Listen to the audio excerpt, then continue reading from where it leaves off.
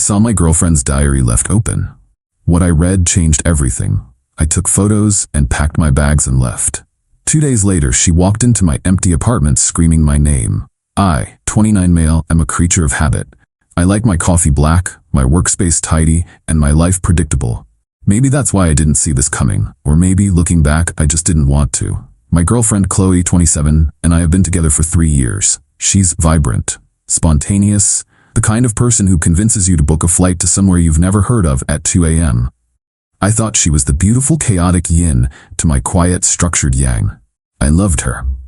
I really, truly believed I did. This past Friday, she left for a spa weekend with her friends. She was rushing around, packing her bags, a whirlwind of perfume and frantic energy. I kissed her goodbye, told her to have fun, and settled in for a quiet weekend of project work and video games. It felt normal. Around 8 p.m., I went into our bedroom to grab a charger. That's when I saw it. Her diary. A beautiful leather-bound journal I'd bought her for our 2nd anniversary. It was lying open on her side of the bed, splayed open to a page she'd clearly just written in a hurry. My first instinct was to close it. I'm not a snooper, I believe in privacy, but a few words caught my eye. My name.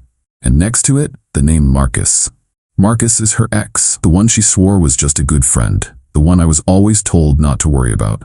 My stomach clenched into a cold, hard knot. I shouldn't have. I know every fiber of my being screamed at me not to, but I picked it up, and I read. It wasn't just one page, it was months of entries, a detailed chronological account of her entire double life, written in her neat, loopy handwriting. Liam is so wonderfully predictable, one entry read. He'll be working on his stupid design portfolio all weekend. Perfect time to actually have a real weekend with them. That spa weekend? It was a trip with Marcus. The photos of mimosas she'd sent me earlier were from a vacation they took last year. A quick reverse image search on my computer confirmed it. It got worse, so much worse. She wasn't just cheating. She was running a long con. And I was the mark. I was the stability phase. My decent-paying, stable job and my apartment, for which I paid about 70% of the rent due to my higher income, were a convenient launchpad for her. Marcus, a freelance entrepreneur, chronically unemployed, needed time to get his act together, and I was footing the bill for their waiting period. The real kicker was the financial endgame. I'd been saving aggressively for a down payment on a small house. I'd told her about it, excited, showing her listings, planning our future. She'd been so supportive, her eyes wide with feigned excitement. In the diary, she called my dream house the boring beige box. She wrote about how once I hit my savings goal in about 2 months, she was going to convince me to invest half of it, around $30,000, into a boutique marketing agency she wanted to start. An agency that, according to her diary, would be co-owned by Marcus. Liam's such a provider, he'll fall short, she wrote. He'll think he's building a future with me. Once the money is secured in a business account, Em and I can finally get our own place, and I can drop the dead weight. It's a flawless plan. There were details about my family.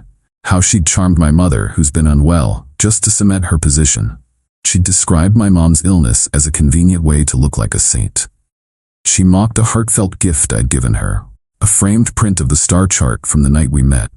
She said she kept it in the closet and laughed about it with Marcus. I didn't feel rage, I didn't feel sadness. It was like a switch flipped in my brain.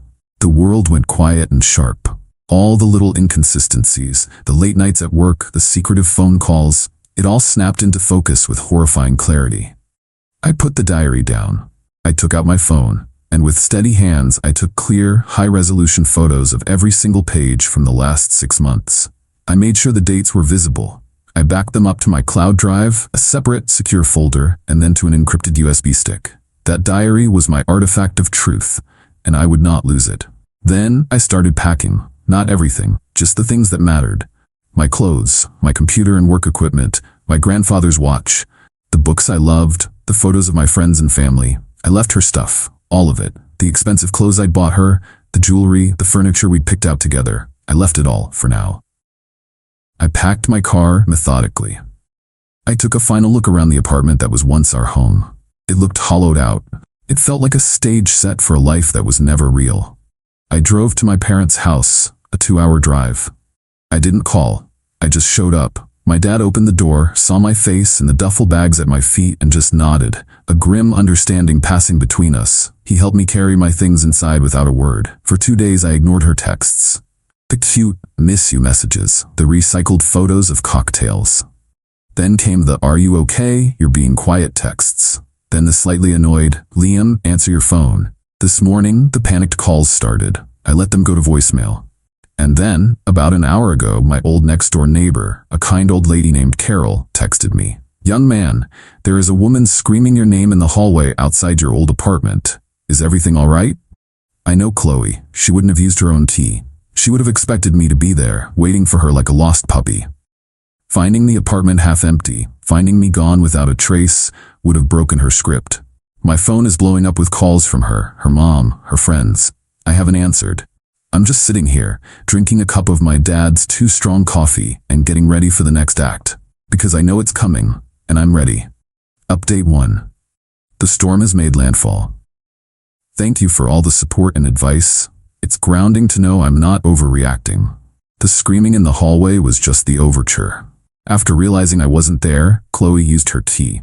The sight of my half of the apartment being gone, my office stripped bare, apparently sent her into a full-blown meltdown. I finally answered her call last Tuesday. I had to set the first boundary.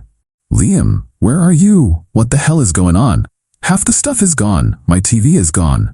I noted she mentioned her TV, the one I paid for with my last bonus. The receipt is in my email. I kept my voice calm, level. "I moved out, Chloe." "Moved out? What are you talking about? You can't just move out. We live here. You were supposed to pick me up from the station." The sheer, undiluted entitlement was breathtaking. Not, "What's wrong?" but, "You have disrupted my schedule." "I read your diary," I said into the silence. It was like flipping a switch. The frantic anger vanished, replaced by a cold, sharp fury. "You went through my private things? That is a complete violation of my privacy, Liam. I can't believe you would do that. And I can't believe you were planning to defraud me of $30,000 and run off with Marcus," I replied, matching her cold tone. "I guess we both have our disappointments." The line went quiet for a full 10 seconds. Then came the gaslighting. It was a masterclass. She claimed I was twisting her words, that the diary was just fantasy, a way to process her feelings. She said Marcus was just a friend supporting her business dream, and I was being insecure and controlling. I just said, "I have photos of every page, Chloe, every single word." That's when her mom got on the phone. Apparently, the phone was on speaker. Mrs. Davison didn't yell. She used that disappointed, condescending tone that's always made my skin crawl. "Liam, this is incredibly immature," she said. "Whatever is in there, you need to be a man, come back, and talk it through." I was done. "There's nothing to talk through," I said. This is where I laid out the first real consequence. I spoke to the property manager this morning. I've given my official 30-day notice to vacate, as per our lease agreement. Since you are also on the lease, you have 2 options. Either you re-qualify for the apartment on your own income, or you also give notice and we are both out by the end of next month. Your choice. Chloe came back on the line, screaming, "You can't do that. I can't afford this place myself." "That sounds like a you problem, not a me problem," I said calmly. "Which brings me to your things." "What about my things?" she snapped. "Our lease is paid until the end of the month. I still have legal access to the apartment. Yesterday, while you were at work, I hired a moving company. All of your belongings, your clothes, your furniture, everything, have been carefully packed and moved into a 10 by 15 climate-controlled storage unit. A very nice one." The silence was profound. I could almost hear the gears in her head grinding, trying to process this deviation from her plan. "You did what?" "I'll send you the address and the key," I continued. "Just as soon as you pay me back for your share of the last 3 months' rent and utilities you forgot to pay, plus the cost of the movers and the first month of storage. It comes to $3,121.58. I'll text you a formal, itemized invoice. Once the money is in my account, the key is all yours." The sputtering began. She accused me of theft, of holding her property hostage. I just replied, "It's not theft, Chloe. It's collateral. You'll get your things back when you settle your debts." I hung up. The smear campaign started the next day, of course. Vague social media posts about escaping a controlling relationship. Marcus chiming in with supportive comments. It stung, I won't lie. For a moment, I wanted to burn it all down and post the diary pages. But that's not the plan. The plan is a slow, methodical dismantling. They think this is a messy breakup.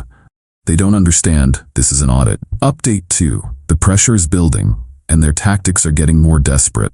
First, the storage unit. Chloe and her mother did exactly what I thought they would. They went to the facility and made a scene, demanding access.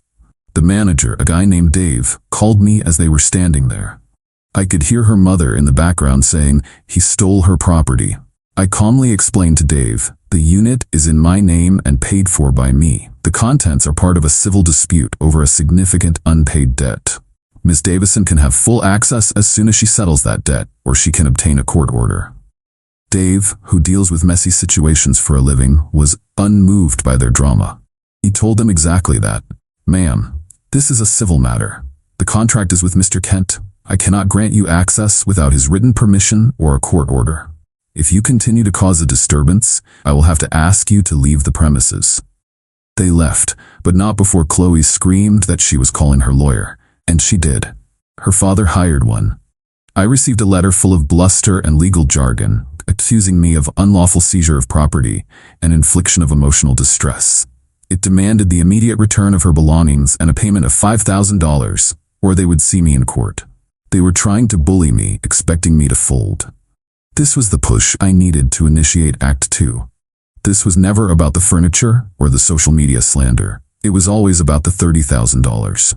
In her diary, Chloe had named their target investor, Mr. Alistair Finch, a semi-retired old money angel investor known for his shrewdness and obsession with personal integrity.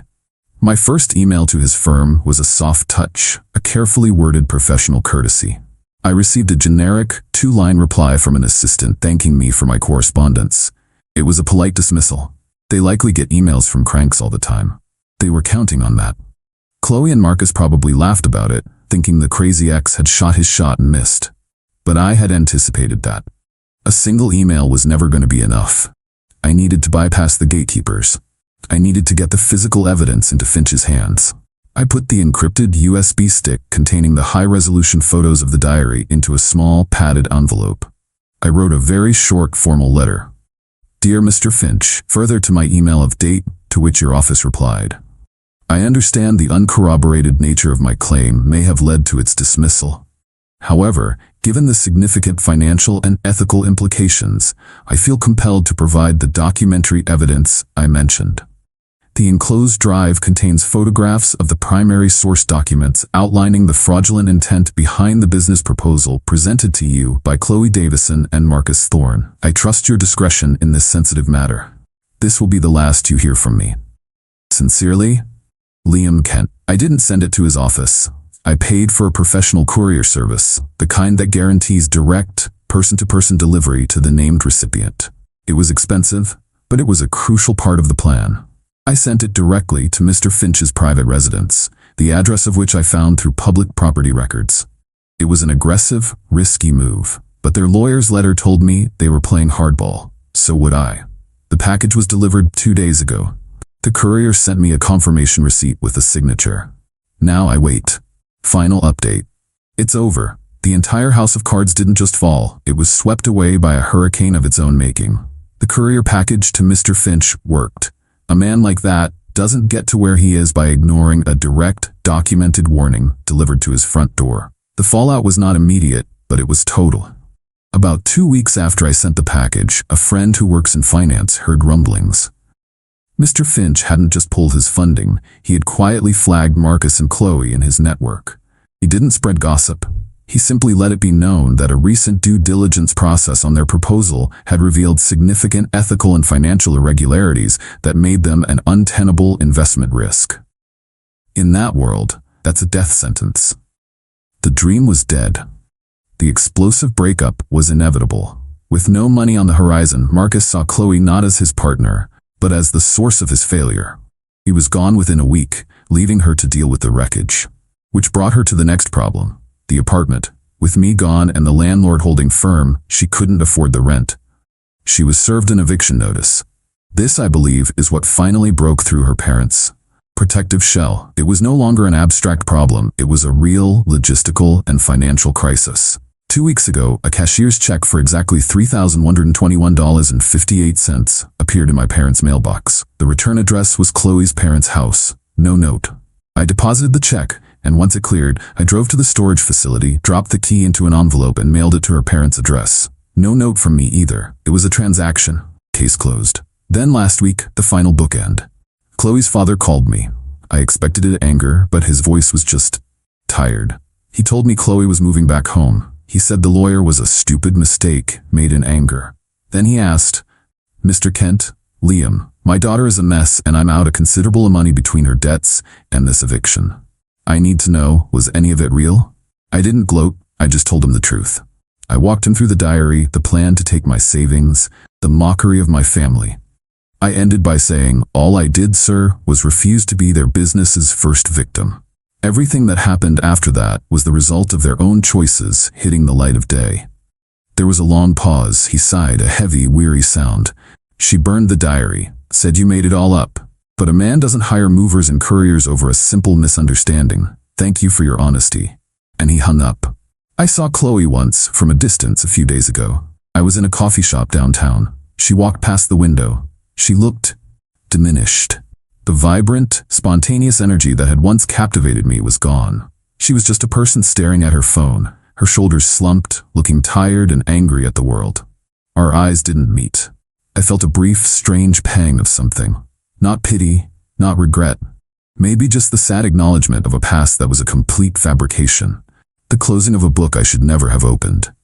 As for me, I'm good. The boring beige box I was saving for is now my home. I closed on it last month. It's small, it's mine, and it's filled with my things. My stupid design portfolio landed me a promotion with a nice raise. I've reconnected with friends. I spend weekends with my family. My mom is doing better, and she told me last week, "I never trusted her smile, honey. It never reached her eyes." Mothers always know. The other day, I was unpacking a box and found that framed star chart I had made for Chloe. I almost threw it out, but instead, I took out the print and replaced it with a new one. A simple, clean design with a quote. "The truth will set you free, but first it will piss you off." I hung it in my new hallway. It's the first thing I see when I come home. A reminder that my predictable, structured life is also honest. It's real. And after 3 years living in a beautifully constructed lie, real feels pretty damn good.